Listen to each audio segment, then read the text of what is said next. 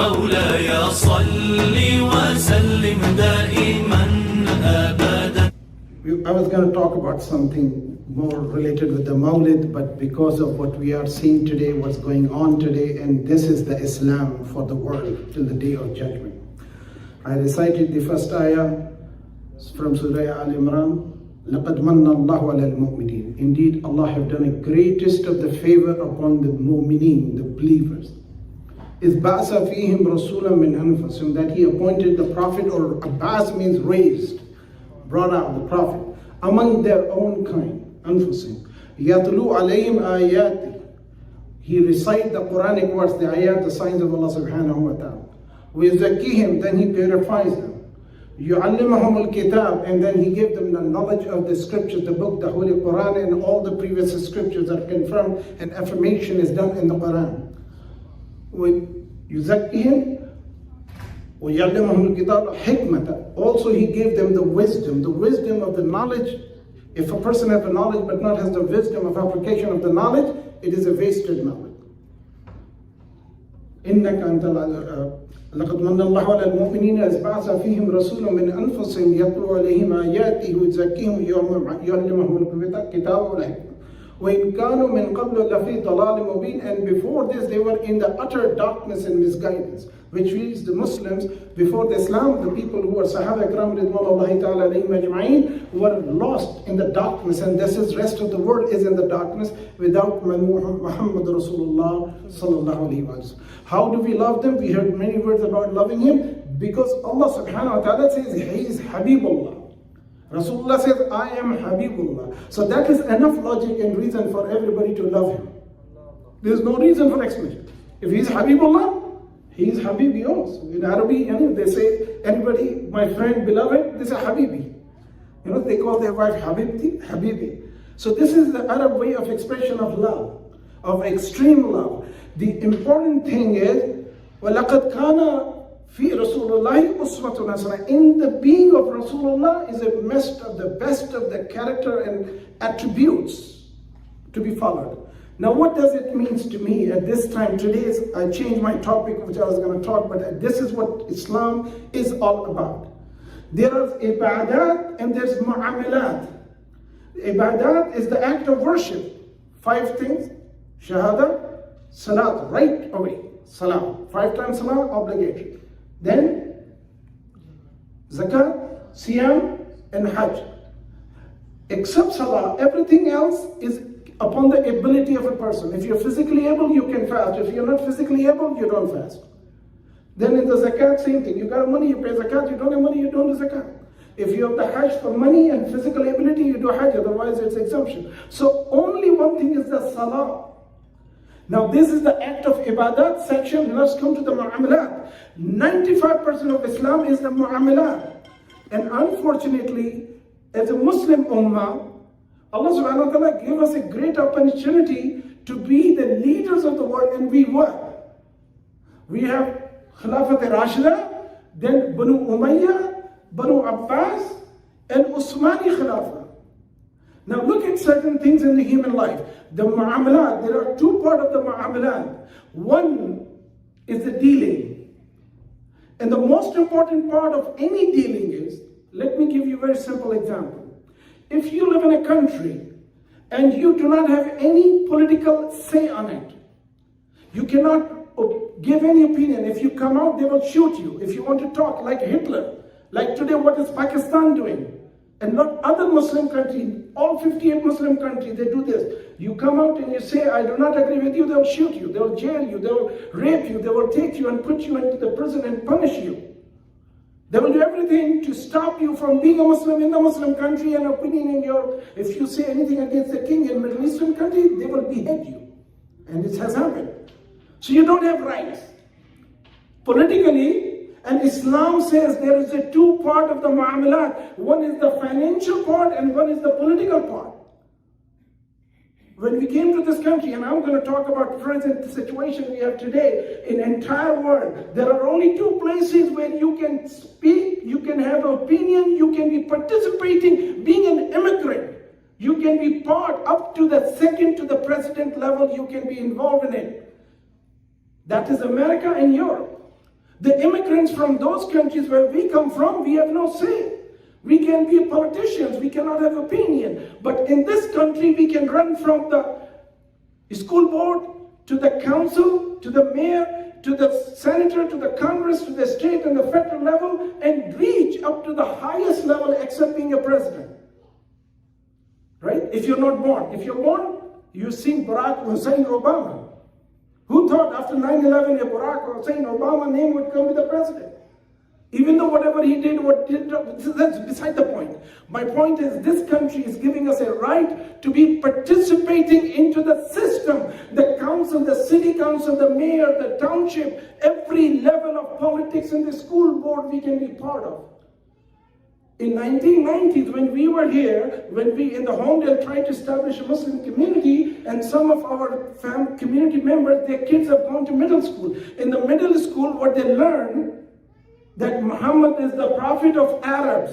And we were not Arabs. We just got annoyed, If anybody says he's not our prophet, being a Pakistani, we come as a majority. We don't care what you believe. You said he is not our prophet. How dare you say so? When we went to school, the principal said, don't waste your time here. Go to school board. They're the one who set the curriculum. We didn't even know who set the curriculum. The writer was, who could say Muhammad is the prophet of Arabs. Who writer could it be? So this is a social study. What my point is, we were not part of it. And we are still doing moon fighting more than we do the calculation to have a day for holiday to be celebrated together. So we are not at all into the political system because we came from a system where no concept of social activity exists. We don't have the efforts or we do not participate in community. We have a big community of Muslims living everywhere, but we never volunteer in the fire department. I've never seen a single Muslim firefighter. I've never seen a single volunteer in the hospitals. I've never seen a daycare or nursing home or elderly place where the people need volunteer. We do not volunteer. Why? Because we don't have a civic sense.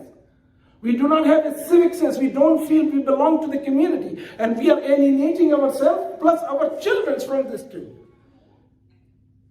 We as a minority, because we Pakistani, particularly I can only speak of Pakistan myself and the Arab immigrants, and the people come from Bangladesh, they are majority coming to the minorities. We don't have a concept of how to behave like a minority. I know the Indian Muslims, those who are minority in India, they know how to deal. They know how to approach because they are living as a pressured nation. But for us, one owe us something as we are owning. So Allah subhanahu wa ta'ala has given us, Nabi alayhi salatu wasalam taught us two parts, you must be involved. If a nation has to be run, it is run by politicians because they pass the law, they pass the bill, they make the rules. And right now they are sanctioning $2 billion uncontested to go shoot them, burn them alive. No voice. CNN, NBC, everybody's. We are the bad people who decapitate children. One word, even the president of the country was lying to the public in international level, and they have to retract the statement of the president. If I would say this thing in Pakistan, I would be probably in the jail. And if you say it in the Middle East, you'll probably be beheaded before anybody would know. This is what we have to come to learn. This nation, where we are right now, the previous president, what he made the situation so hard that many people were thinking to go back to where they came from. And because of that man being 4 years in the office, many Muslims were incited and motivated, and the two women who went to the Congress, and they become the voice of Muslims. How much it was difficult for them to see if somebody spoke a different thought. Nothing they were speaking ill or negative, yet it was not known for the Judeo-Christian system politics. So we need to learn from Nabi alayhi salatu wasalam. لَقَدْ كَانَ لَكُمْ فِي رَسُولِ اللَّهِ أُسْوَةٌ حَسَنَةٌ. When he arrived to Madinatul Munawwara, what he did, he signed treaty with the Jews and the Christian and the pagan. He was talking to all of them, and the treaty is still present. You can Google it. He signed a treaty that you will perform your way of act of worship and we will do our way of act of worship. Even he signed a Hudaybiyah, Treaty of Hudaybiyah, Sulh Hudaybiyah was totally anti-Islamic. If a person leaves Medina to Mecca, will not be forced to return, but the person who leaves Mecca will be not allowed to sit in Medina. where we heard that time is limited. I don't want to go into details. Umar radiallahu ta'ala anhu questioned it. And Abu Bakr radiallahu ta'ala anhu, what did he say? He said, he is the messenger of Allah, not you. So shut up. Listen to him. My point here is, sometimes you take a lower position to create the softness so that within the few years of Sulh Hudaybiyah was 7th Hijrah, year of Medina. And Makkah was open in the 10th year of Hijrah. 3 years. Whole environment was changed. So I'm not saying that we should totally give in, but we should be having a voice. We should sit there. We have our mothers, our daughters, our women, our wives. They are all college graduate, and 50% of Muslim population is not at all active. And they are very trustworthy, intelligent, genius women. 2 women change the Congress situation. We should have our wives to go and work in the political system, in the school board system, and make sure the curriculum is changed. We know the comparison. We know the comparison when Mongol came to Baghdad. And when they came to Samarkand and Bukhara, Khawarizm Shah was the ruler. What they did? They killed everybody and left one person to go and tell the next town, we are coming. And the Muslims were supporting Mongols against the Muslim. And what happened in Bengal? What happened with the Tipu Sultan? Mir Jafar and Mir Sadiq were the prime ministers of the king of the time, and they conspired against the ruler. What kind of a people we are? This is typically happening that we supported when Khilafat Osmaniya, 500-600 years of uncontested Turkish rule in the Middle East, in Palestine. The Arabs supported to kill the Turk Muslim and Arab Muslim fighter, and subcontinental Muslim soldiers were in the British army, and they were shooting on the city. And when the Turks brought the Quran, they said, no, you are trying to save your lives. That's from the Pakistan side people. So this is what we are. So what we expect from others. We sell our own soul when our children are dying. The treaty is going on, the business is going as usual, the politics of the world is changing. But we living in this country should not be in any illusion. Last president showed us that we all are not wanted. We have to be thinking about our children and their children. We are not going back, so kids are not going back, and their kids are never going to go back. So if we came with the baggage from Pakistan and India and Asia and Arab, we are no more going to be that Arab. They're going to be American Muslim children without the baggage which we brought with us. We are still individuals, and we are ethnic community. We are still divided into Pakistani, Arab, and Bengali, and Indian, and Asian, and Persian, African. It's not going to survive. Nabi alayhi salatu wasalam say, Ummatun wahid. We are not ummah, we are communities of different nations because we still carry the label. Our faith is one faith. Unless we become an ummah, there is no hope for us. Nabi alayhi salatu wasalam has Suhaib al-Rumi, Salman al-Farsi, Bilal al-Habshi. Among the Arab, and he says Salman al-Farsi is from Ahl Bayt. He's from my family. He was a Persian man. So there were many people who embraced Islam. They were welcome. We are constantly trying to push each one out. Today is a situation what we see going on in Palestine, and yet we have counted head of 30 men sitting here. It should be house full because we are here to talk about being a community. But half of us will be fighting Mawlud is a bid'ah. If you want to talk about Sirah, if you read anybody's biography, a human biography, God has no biography. Human biography begins with the birth of a person. If you don't talk about the birth of a person, how you can talk about the life of a person? And this is where we are today. The second thing, time is limited, there's too much to talk about. Second thing is the economy. Who runs the economy of the world? And who is running the politics of this country? A 3% minority. And in front of us, when all of us arrived, all those who are gray-haired sitting here, when we arrived in 1970s and 80s and 90s, there was no Indian dominance in America. Today, every single department, they are running it.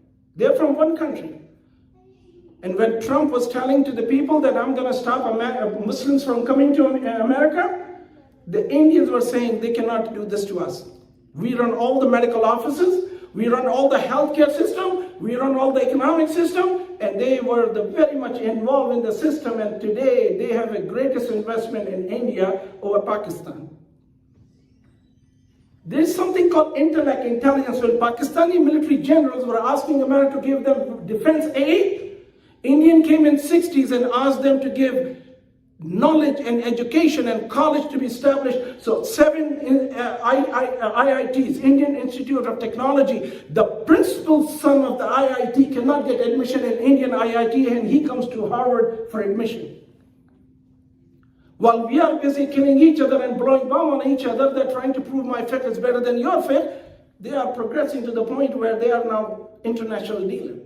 Where India in 1978 was bankrupted, they have to put gold out in England to get their economy running, and today they have a 300 million of economy, which is very powerful compared to Pakistan was at one time was ahead of them. Today we are international baggers. Why? Because we do not have our political say. We do not invest in where we are supposed to invest. We are supposed to invest in education, to the participation. And we have same Pakistanis and same Arabs, when they come out here, they become the best of the performers. So if we don't lack intellectual capacity, we don't lack physical ability, we do not lack any smartness. In Bangladesh, they developed a micro-banking system, microeconomic system, which brought the Bangladeshi most poor to the most highest economic level. Why? Because they were running the economy. We do not have a plan of economy. In 9 months, or maybe a year of rule of previous politically elected Egyptian government after 7,000 years, in 1.5 years, they become the most advanced business transaction in Cairo, in American University of Cairo. They were saying, we have not seen such a growth on economy, and suddenly Mr. General Sisi Susu came in and he took the whole country down.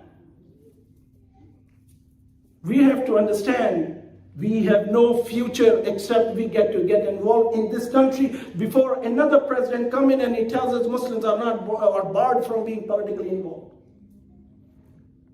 Nabi ﷺ taught us be involved in the economy of the country. And who is running the world economy? We all know who runs the interest banking system, who invented the interest banking system, where Nabi ﷺ taught us interest-free banking system which make everybody prosper. So we are just going to sit and talk back that we are not going to be part of the system, yet we are very much into it. Why do we have to be servant? Nabi Sallallahu Alaihi Wasallam said, Allah subhanahu wa ta'ala love the people who do the trade and business. Rather than begging and looking for job, make job. Rather than seeking job, provide job. And you know what simple economy, I can tell you what Muslim economy can do. How much we pay fitrana every year per person? $10. Right? How many Muslims are in America? Roughly, minimum at least 3 million. And maximum 10 million, because fitrana everybody pays. Then we pay zakat every year. Right? The Sharia says zakat should be applied in the country of gathering. Sharia says. Okay, you can do extra money outside. How much zakat will come? 10 multiplies by 3 million? I'm not good mathematician. It must be in billion. Yes. That's only fitra, zakatul fitr, $10. And if you put that money together, and if we have 50 states, and each state we can have masajid become the group, and among them they can select one governor, and that governor should collect one or elect one president for 3-5 years, whatever number, and the economy should be transparent. This money is coming and this money is going out. We can divide into 3 portions. One portion could be for the poor and needy. One portion for the other women and all needy children and education. And third portion could be mu'allafat al-qulub. We can sponsor our own politician youth who needs money to be funded, finance them, and those who are softer heart for us. What American politician wants today? Finance. We can, as a non-profit organization, we can do that. Just, I'm talking about fitrah. How much zakat? Each one of us has a different amount of zakat, but it is more than $10. It's billions of dollars every year we will be producing. We can buy out the businesses, and we can make the businesses. We can run the bank system. We can run the endowment and trust, and people to be funded and financed, and they can become independent, and they can be involved in the system. So we would not have to go to other banks. We can have our own banks to Islamic financing. Two things I just mentioned. لَقَدْ كَانَ لَكُمْ فِي رَسُولِ اللَّهِ أُسْوَةٌ حَسَنَةٌ. When Islam came to Makkah, Medina, there was an interest system all over the world. And then within 25 years, it's changed the history of the mankind. It was the politics where people were unjust and abusive, and people were taken advantage of, and these Khulafai Rashidun set the example where the mankind from the lowest came to the top. So what is it? When we see the Mawlid of Nabi Wasallam, we are happy, but this is bittersweet.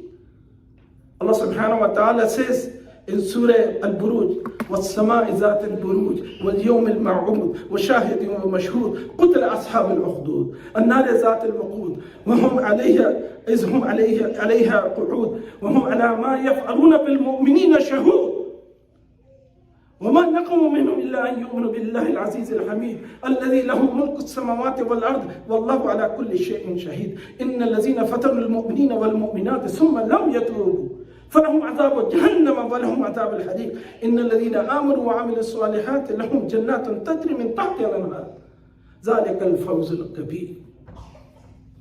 This is the promise of Allah subhanahu wa ta'ala. Those who are witnessing the burning of the Muslims thrown into the pit of fire, and we see what is going on, that the human bodies have been blown away, and world is witnessing. And our 58 Muslim countries, out of them 22 Arab countries, cannot say a word. What is they are holding them? They are afraid of dying, they will die one day. They are afraid of losing their wealth, they will lose it one day. Pharaoh has 1,500 years of rule. The graves were full of gold. Tutankhamun had 200 pounds of gold on his body after he was died. And who ended up getting it? The grave diggers, the thief of the graves. Nothing is going to be lasting forever. And those who are thinking here that they're going to do this, Quran says, Surah Buruj says, they will be punished by Allah subhanahu wa ta'ala. And Allah subhanahu wa ta'ala reminds in Surah Al-Anbiya, وَلَقَدْ كَتَبْنَا فِي الزُّبُورِ بَعْدَ ذِكْرِ أَنَّ الْأَرْضَ يُرِثُهَا عِبَادُ الصَّالِحُونَ إِنَّ فِي هَذَا لَبَلَاغٌ لِقَوْمٍ عَابِدِينَ وَمَا أَرْسَلْنَاكَ إِلَّا رَحْمَةً لِلْعَالَمِينَ. If Rasulullah is Rahmatan lil Alameen, we as Ummah have to be the mercy for everybody. We ask Allah subhanahu wa ta'ala to guide those who are misguided, those who are trying to kill Muslims. Ya Allah, we make dua, open their hearts. Ya Allah subhanahu wa ta'ala, guide them to the Sirat al-Mustaqim. Nabi alayhi salatu wasalam sent Sahaba all over the world of that time, of known world. And what was their one message? Not to become rich, not to become powerful, not to get the property, not to just have children. They become part of the culture, they become part of the community, and they make them better. Few nations in the history have never crossed their continent. In Africa, they never invaded Europe. They never invaded China. African always historically being an African, they only were in their continent. Same thing in Indian subcontinent, they never went out of their continent to invade over China or Far East or Middle East or Europe. History has proven some people don't leave their area, but time has shown this. After the Khilafat Osmania was broken down, some people came from the ship. And they came with a conniving plan. East India Company wanted to do the trade to the mightiest, one of the most big nations. As much as big as the Khilafat Osmania, Arabs don't know. Indian government of Muslims, of Mughal, was bigger than that. The land area is much more. And this is what the Muslim ruled from all the way Kashgar to Morocco. So this land between Nile and Furat will never have a peace, no matter what they say. Oslo Accord was signed, which was never materialized. Nabi Sallallahu Alaihi Wasallam said, there will be two Jamaat will be coming. One from Afghanistan, Khurasan, one will be from Sham. And that is the history. And Nabi Sallallahu Alaihi Wasallam have said, they will be coming, the Dajjal al-Masih. There is a Masih, Isa ibn Maryam alayhi salam came. But the one group is also waiting for a Messiah. That Messiah is a Messiah, but that is the Dajjal al-Masih. And who will be joining him? There are a lot of things to talk about. Time is limited. We should be mindful when we say we have our contact, our people knowing. A lot of people are coming and questioning why Muslims hate Israel. We don't hate Israel. Jews have lived the best life in Muslim rule. When Umar radiallahu ta'ala went to Jerusalem, when he entered, Jerusalem is actually Yerushalayim. Yerushalayim, salam is the peace for the Arab, or for the Jews also in Hebrew. The city of peace. But there would never be peace. Allah subhanahu wa ta'ala says, Subhanallazi asra bi'abdihi laylan min al-masjid al-haram ila al-masjid al-aqsa alladhi barakna hawlahu linuriyahu min ayatina innahu was-sami'ul basir. So Allah subhanahu wa ta'ala says there is a barakah around that city, but there's never been a peace around it. We have to understand these words mean something and these matter means something. We as a Muslim community, for the children, for our children, who would have ever thought Palestinian children will be killed this brutally and mercilessly? Baghdad will be bombed with a carpet bombing, which was the seat of Islamic power. Sham was Damascus was the area of Muslim rule over the world, and they are up and down. Why? We have a promise. Quran is with us, Sunnah is with us. Nabi alayhi salatu wasalam's love is here. What is missing? We are not part of the political system. We are not part of the system of economy. We don't make laws. We don't make rules, and we do not participate. What we are doing what I do not want to use this word, bickering and moaning all the time. We just complain each other, and what we do, best fight we do here. Masjid. Till masjid is made, you are my brother, I love you. As soon as the masjid made, you are this maslak, you are this maslak, you are this faqih, your beard is short, your ankles are not covered. What kind of stupidity we are fighting over? If Nabi alayhi salatu wasalam will see us doing this, he will say, you are not my ummah is ummati wahida. Nabi alayhi salatu wasalam's time when Rasulullah was himself mawjood after the Ghazwa Hunayn, what happened? Nabi alayhi salatu wasalam gave lot of 100 camel to Muawiyah bin Abu Sufyan and all those who were new convert to the Islam from Mecca after the opening of Mecca. So the Ansar, that some of the young people saw that Rasulullah found his people. So they made a comment. They said, Rasulullah now has found his people, so he's not going to care for us. They thought they will be getting more of the money or material, right? Nabi al-Salatu got this message. He came and he invited all of them. And he reminded them something. He said, what I will say, you tell me yes or no. And he said, when I was being exiled from my people, you supported me. When I was being attacked, you protected me. And when you were misguided, I guided you by the izn of Allah subhanahu wa ta'ala. Would you prefer that they take camel and goats and you take Muhammad Rasulullah with you? And he promised them that you will not have a khilafah because Quraysh are supposed to be the khalifa. And after me, till the Hawd, you will be meeting me. You will not be remembered. But Allah subhanahu wa ta'ala will acknowledge you and reward you because you are my Ansar. What a deal. And Sahaba started crying. So it's not that disagreement did not happen. Disagreement happened. Sahaba were ready to fight with each other. They used to call out, the Arab used to call out, Ya Ma'ashar al-Ansar, Ya Ma'ashar al-Quraysh. And this is what their call of cry, battle cry. And today, we witnessed with our own eyes when Afghanistan was getting attacked. 8 million Muslims were butchered there by two types of superpowers coming together. At the end, what? Who was the supporters? Who was giving them the supply line to bring the weapons to that country? It was nobody other than Muslim. And today when the Palestine is blockade, what a shameful time. Egypt have a border, they cannot bring food in. Subhanallah. May Allah make it easy for all of us. So for our children, I want to beg and plead my mothers, my sisters, my friends, my families, my community, let's get involved in the system. So tomorrow, when the Foreign Secretary's office is, there's a Muslim child sitting there. When the Chief of Army is standing, that's a Muslim in there to advise the President of the United States. We don't have to have the President. We need to have the people in the system so that the system will work for the good of the mankind. كنتم خير أمة أخرجت للناس تأمرون بالمعروف وتنهون عن المنكر وتؤمنون بالله. You are the bestest of the best nation, prepared for the mankind who promote good and forbid evil and believe in Allah subhanahu wa ta'ala. وآخر دعوانا الحمد لله رب العالمين.